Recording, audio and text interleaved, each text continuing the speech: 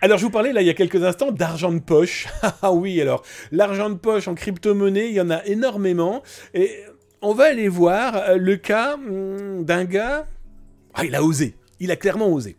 Alors, souvenez-vous, il y a quelques années, l'affaire Helix. Helix, c'était quoi? C'était une espèce de... Ah, allez, c'est une lessiveuse, qu'on le veuille ou non. C'est un site internet et une entreprise qui permettait de mettre sa crypto-monnaie. C'était mélangé avec d'autres crypto-monnaies et du coup, on perdait l'intégralité de la trace de qui allait mettre son argent et qui allait pouvoir le récupérer.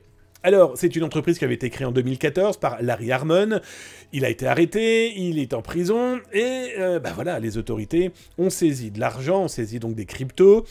Ils ont saisi une clé physique, dans laquelle il y avait donc ses wallets, ses portefeuilles.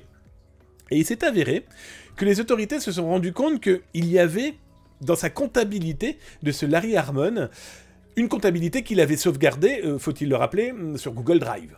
Ça vous montre aussi un petit peu le niveau de cybersécurité ou de protection que ces populations avaient mis en place.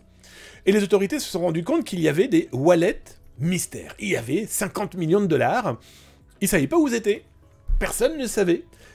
À première vue, sauf deux personnes. Le petit Larry et son frangin. Son frangin, qui d'ailleurs, je vais vous mettre l'URL là dans le chat de Twitch et sur YouTube, vous l'avez dans le descriptif là en dessous. Le frangin, il s'est dit, tiens, mais moi je sais où est cet argent.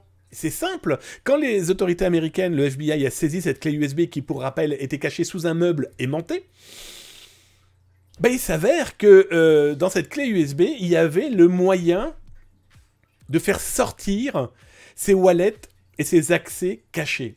Alors, Gary, le petit frère de Larry, qu'est-ce qu'il a fait? Il a été voir un petit peu ses adresses, il a renouvelé les adresses et surtout les mots de passe permettant d'y accéder.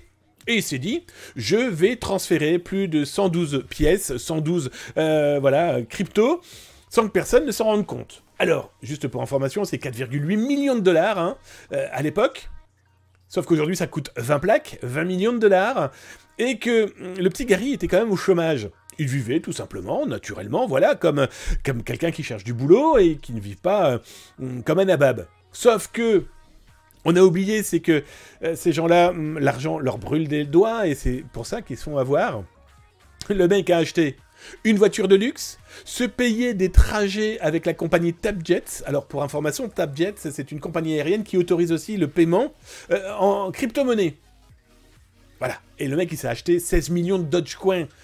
D'autres crypto-monnaies. Bref, il a cru que ça serait passé totalement transparent, autant dire que le FBI n'a pas du tout apprécié l'humour. Le mec a été arrêté et il vient de se manger exactement 4 ans et demi de prison avec son frérot. Donc bien sûr, les autorités ont tout saisi, ont saisi l'intégralité de l'argent. Alors il a dit, ok, vous pouvez prendre, on peut présumer que c'est ce qui lui a réduit sa peine.